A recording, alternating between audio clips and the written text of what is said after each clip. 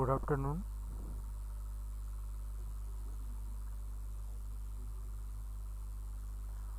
Good afternoon to all. Today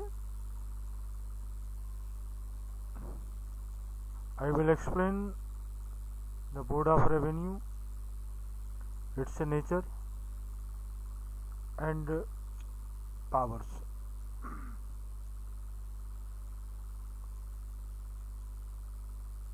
Board of Revenue in general sense is the higher revenue court in MPLRC.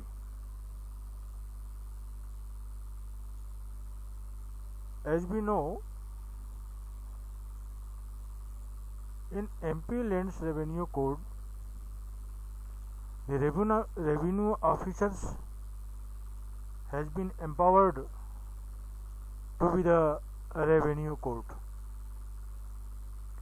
ये MPLR code में जितने भी officers हैं वो सब रेवेन्यू कोर्ट होते हैं. And you know the first officer in MP land revenue code is the naib tehsildar. Naib tehsildar up to commissioner, these are the revenue officers, and on the top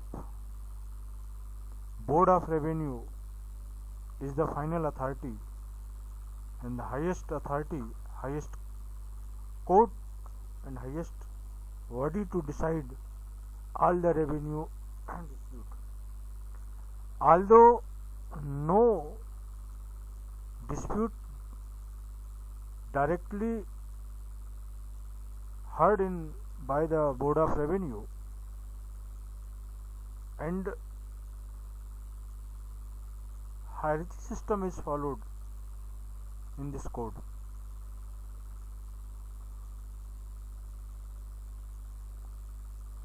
Board of Revenue revenue officers की definition में नहीं आता. It is not officer but it is quasi judicial body.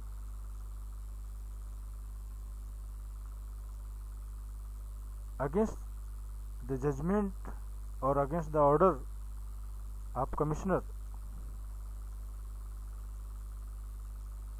appeal is preferred to the Board of Revenue, and Board of Revenue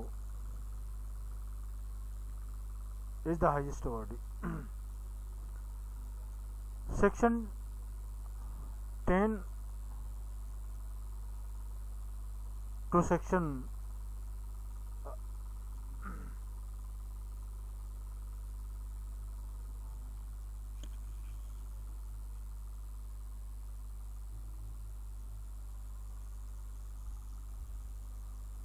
MPLR code की section 3 में board of revenue का constitution है, और पूरा बोर्ड ऑफ रेवेन्यू सेक्शन 3 से start होता है, section 10 पर यह खत्म हो जाता है. सेक्शन 3 में ये प्रोविजन है कि there shall be a board of revenue for Madhya Pradesh consisting of president and 2 or more other members. Section 10 में ये प्रोविजन है कि मध्य प्रदेश के लिए एक बोर्ड ऑफ रेवेन्यू होगा, और जिसमें एक प्रेसिडेंट होगा, चेयरपर्सन होगा, और 2 मेंबर होंगे.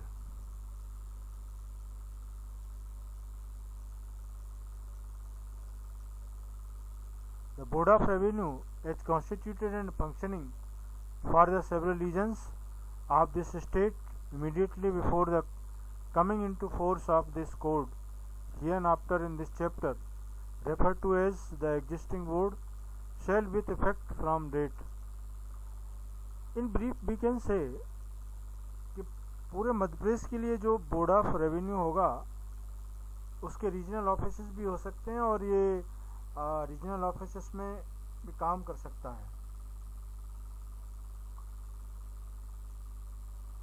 President and member of existing board shall be the first president means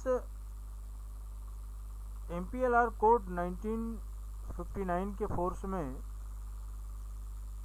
आने के पहले अगर इस तरह का कोई बोर्ड था तो वो बोर्ड और उसके मेंबर इस कोड के फोर्स में आने के बाद भी फर्स्ट मेंबर होंगे और बोर्ड होगा।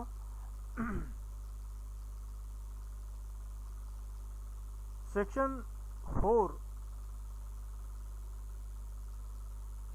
MPLR कोड में ये बतलाया गया है कि बोर्ड ऑफ रेवेन्यू कहाँ पर बैठेगा, इसकी प्रिंसिपल सीट कहाँ होगी,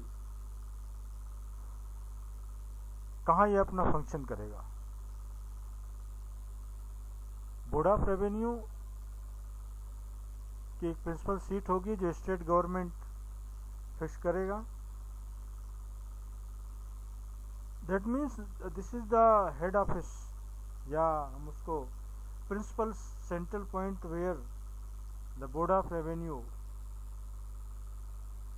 will hear all the appeals and will discharge its all functions. आप जानते हैं कि बोर्ड ऑफ रेवेन्यू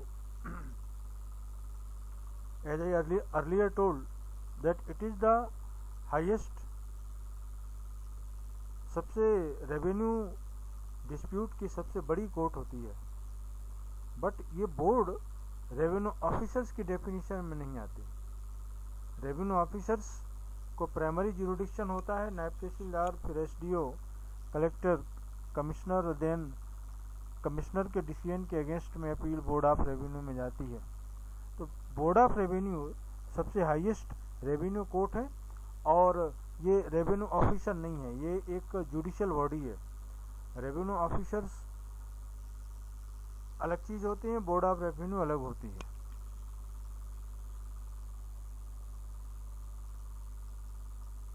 सेक्शन 4 में इसकी प्रिंसिपल सीट जो स्टेट गवर्नमेंट डायरेक्ट करेगा वहाँ होगी और जिस जगह पे ये प्रिंसिपल सीट होगी उससे हटके भी किसी और जगह पे भी स्टेट गवर्नमेंट इस बोर्ड को काम करने के लिए डायरेक्ट कर सकता है और उसकी सीट को फिक्स कर सकता है। सेक्शन 5 में बोर्ड ऑफ रेवेन्यू के मेंबर्स की टर्म्स कंडीशंस बतलाई गई हैं और बताया गया कि when any member is by reason of absence or otherwise unable to perform the duties of his office. It mean section 5 में सिर्फ ये बताया गया है कि अगर कोई मेंबर, बोर्ड ऑफ रेवेन्यू का कोई मेंबर अपनी किसी भी रीजन से वर्क करने में अनेबल है तो स्टेट गवर्नमेंट उसकी जगह किसी दूसरे मेंबर को या किसी दूसरे पर्सन को एज ए मेंबर नॉमिनेट कर सकता है और उसकी जगह वो वैसे ही काम करेगा जैसे कि वो खुद मेंबर था उसमें।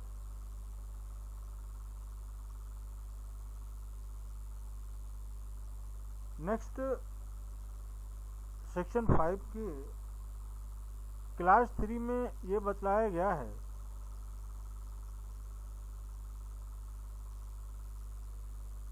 कि बोर्ड ऑफ रेवेन्यू के जो मेंबर्स हैं, जो प्रेसिडेंट हैं, उनकी क्या क्वालिफिकेशन होगी। According to provision of section 5 subsection 3, a person shall not be qualified for appointment as a member of board of revenue। एक कोई भी पर्सन बोर्ड ऑफ रेवेन्यू में मेंबर तभी बन सकता है जब वो हाई कोर्ट जज बनने के एलिजिबल हो। He should be eligible to be the जज of high court. It does not mean कि ही शुड बी द जज of high court, but eligible to be जज of high court. High court का जज बनने का अगर वो एलिजिबल है तो बोर्ड ऑफ रेवेन्यू में मेंबर हो सकता है। इसका मतलब ये भी नहीं है कि कोई हाई कोर्ट जज है वो बोर्ड ऑफ रेवेन्यू मेंबर नहीं हो सकता। कोई सिटिंग जज हो या रिटायर्ड जज हो या जज बनने के एलिजिबल हो तो वो बोर्ड ऑफ रेवेन्यू में मेंबर हो सकता है। उसको state government board of revenue में एज ए मेंबर नॉमिनेट कर सकता है। तो यहाँ पे सवाल उठता है कि who is eligible to be जज ऑफ हाई कोर्ट।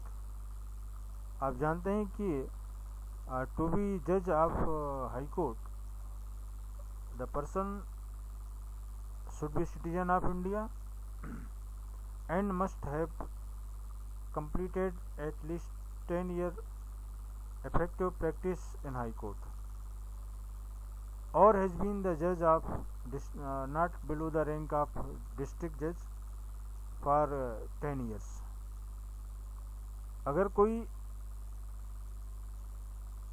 10 साल तक not less than 10 years high court में इफेक्टिव वकालत जिसने की है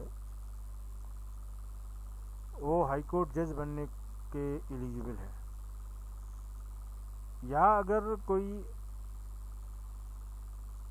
डिस्ट्रिक्ट जज रहता है और डिस्ट्रिक्ट जज रहते हुए उसने 10 साल काम किया है तो वो भी हाई कोर्ट जज बनने के एलिजिबल है।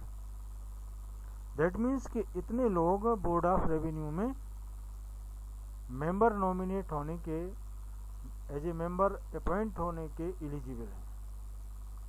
सेकंड, एक रेवेन्यू ऑफिसर भी बोर्ड ऑफ रेवेन्यू में मेंबर हो सकता है बशर्ते कि उसने कम से कम एज ए कलेक्टर 5 साल तक वर्क किया हो। Any revenue officer who has held the office of collector for not less than 5 years may be appointed as a member in board of revenue। That means there are two ways to be the member of board of revenue। One, judicial way, that means legal expert way। Second, revenue officer way या revenue service way। यानी एक वो भी बन सकता है जो legal expert हो, 10 साल तक हाई कोर्ट का वकील रहा हो या हाई कोर्ट का जज हो या डीजे 10 साल रहा हो तो वो भी रेवेन्यू बोर्ड में मेंबर हो सकता है। या अगर कोई हाई कोर्ट जज भले ही ना हो, 10 साल तक उसने हाई कोर्ट में वकालत ना की हो, लेकिन अगर वो रेवेन्यू ऑफिसर रहा, उसने रेवेन्यू सर्विस की हो मध्य प्रदेश में और ये रेवेन्यू सर्विस कम से कम 5 साल तक एज ए कलेक्टर उसने सर्विस की है तो वो बोर्ड ऑफ रेवेन्यू में मेंबर हो सकता है। नेक्स्ट इसमें सेक्शन 6 आती है कि बोर्ड ऑफ रेवेन्यू के जो मेंबर्स हैं उनकी सैलरी और अलाउंसेस क्या होंगे। Section 6 of MP land revenue code provides that the salary and allowances of the members of board of revenue shall be as determined by state government and shall be charged on consolidated fund of the state। It means section 6 में ये provision है कि board of revenue के जो members हैं उनको इतनी salary और अलाउंसेस मिलेंगे जो स्टेट गवर्नमेंट फिक्स करे और इनको जो सैलरी मिलेगी वो स्टेट की जो कंसोलिडेटेड फंड है उस पर चार्जेड होगी। Means their salary shall be charged on consolidated fund of the state। राज्य की जो संचित निधि है, राज्य का जो कंसोलिडेटेड फंड है, उसमें से बोर्ड ऑफ रेवेन्यू के मेंबर्स और चेयरपर्सन को मींस प्रेसिडेंट को उसमें से सैलरी और उनके अलाउंसेस दिए जाएंगे। इसका मतलब सीधा ये हुआ कि जिनकी सैलरी और अलाउंसेस कंसोलिडेटेड फंड पर चार्जेज होते हैं, उनकी सैलरी और अलाउंसेस में किसी भी तरह का कोई कमी नहीं हो सकती।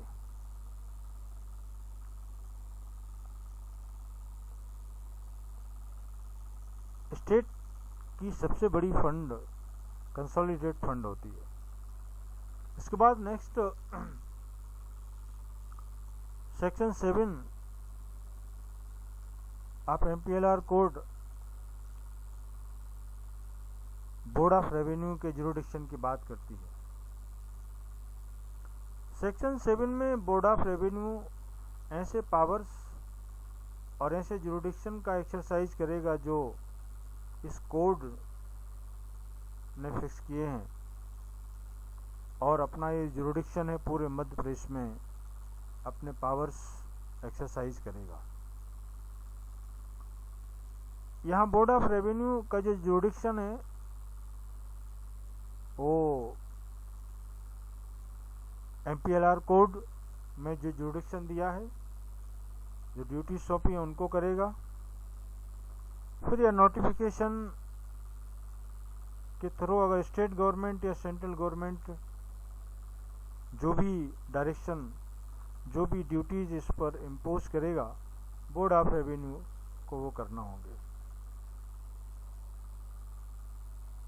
इसके बाद सेक्शन 8 आती है जो बोर्ड ऑफ रेवेन्यू के पावर्स की बात करती है। वैसे तो बोर्ड ऑफ रेवेन्यू को बहुत सारे पावर्स हैं, अपीलाट पावर है, सुपरिंटेंडेंट पावर है, रिवीजन पावर है, और अभी जो 2018 में अमेंडमेंट हुआ है MPLR कोड में, इसके पहले बोर्ड ऑफ रेवेन्यू को पावर टू मेक रूल्स भी था, लेकिन अब वो पावर नहीं है। उसके पहले दैट मीन्स कि अभी जो रिसेंट MPLR कोड में अमेंडमेंट हुआ तो उसके बाद रूल मेकिंग पावर अब स्टेट गवर्नमेंट के पास आ गया है, जो पहले बोर्ड ऑफ रेवेन्यू के पास था। तो now come on section 8 of MPLR code, and according to the provision of section 8 of Madhya Pradesh Bura Sanhita या MP Lands Revenue Code, that the Board of Revenue shall exercise the power of superintendents over all the revenue officers of the Madhya Pradesh। Section 8 में board of revenue को ये power दिया गया है कि जितने भी रेवेन्यू ऑफिसर्स MP में हैं, मध्य प्रदेश में जितने भी MPLR कोड के अंदर अपॉइंटेड रेवेन्यू ऑफिसर्स हैं, उन ऑफिसर्स के ऊपर superintending power board of revenue का है। मीन्स सीधी बात, बोर्ड ऑफ रेवेन्यू इन सभी ऑफिसर्स पर कंट्रोल करेगा, इनकी एक्टिविटी की मॉनिटरिंग करेगा, और इनसे किसी भी टाइम कोई भी रिकॉर्ड कॉल कर सकता है। इनकी यानी सबऑर्डिनेट ऑफिसर्स से कोई भी केस खुद suo motu board of revenue सुन सकता है। सपोज कि बिनो revenue category of revenue officers is started from naib tehsildar to commissioner, these are the revenue officers. तो मध्य प्रदेश में किसी भी रेवेन्यू ऑफिसर्स की कोर्ट में या उसके सामने कोई भी रेवेन्यू केस जो पेंडिंग है, उस केस को बोर्ड ऑफ रेवेन्यू किसी भी टाइम शिव मोटो यानी खुद अपनी इच्छा से या किसी पार्टी के अप्लाई करने पर उस केस को अपने पास बुला सकता है, उसका रिकॉर्ड कॉल कर सकता है और उस पर जजमेंट दे सकता है। इसके साथ ही साथ बोर्ड ऑफ रेवेन्यू पूरे होल ऑफ मध्य प्रदेश में ज्यूरिडिक्शन एक्सरसाइज करता है।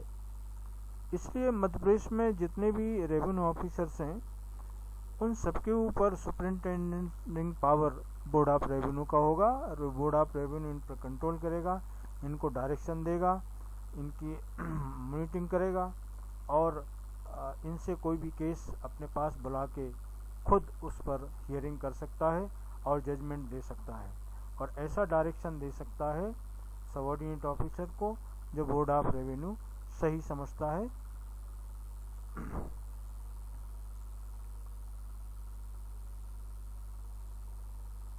एक और यहाँ पे नया प्रोविजन, नई बात आती है कि बोर्ड ऑफ रेवेन्यू सेक्शन 9 में exercise of जुडिक्शन by single member and the benches, the board may make rules for the exercise of powers and functions of board of revenue bench constituted of one or more members। Board of revenue को section 9 में कुछ rules बनाने का power भी है। वो rules bench के constitution को लेकर हो सकता है,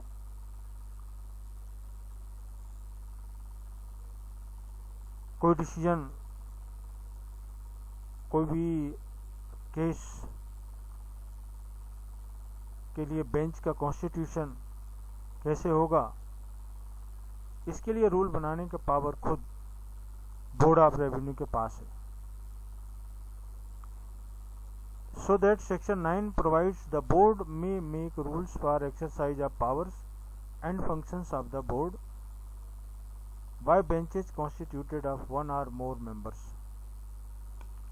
बोर्ड खुद इस बात के लिए एम्पावर्ड है कि कैसे मतलब बोर्ड की जो बेंच बनेगी, जो मेंबर्स उसमें होंगे, उनके लिए रूल्स बनाने का पावर खुद बोर्ड के पास है।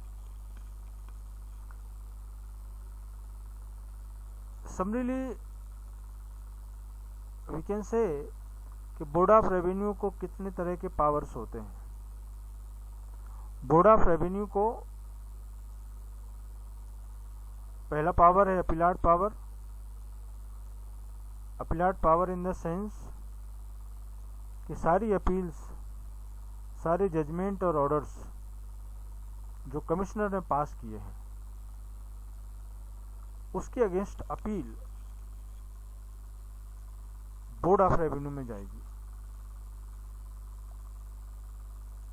वैसे बोर्ड ऑफ रेवेन्यू में कोई भी केस डायरेक्ट नहीं जा सकता है, कोई भी अपील डायरेक्ट फाइल नहीं हो सकती है, कोई भी केस डायरेक्ट फाइल नहीं हो सकता है और एक हायरार्ची सिस्टम फॉलो किया जाता है।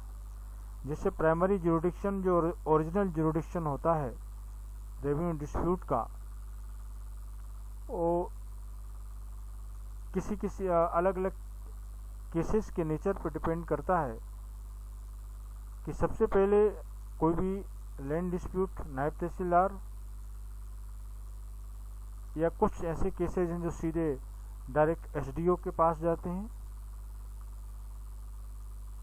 फिर इनके जजमेंट के अगेंस्ट अपील कलेक्टर को होती है और कलेक्टर के डिसीजन के अगेंस्ट अपील कमिश्नर को होती है और फिर कमिश्नर के against appeal board of revenue में होती है। मतलब कि सीधे कोई केस बोर्ड ऑफ रेवेन्यू में ना तो सुना जाएगा, ना बोर्ड ऑफ रेवेन्यू में वो फाइल किया जाएगा।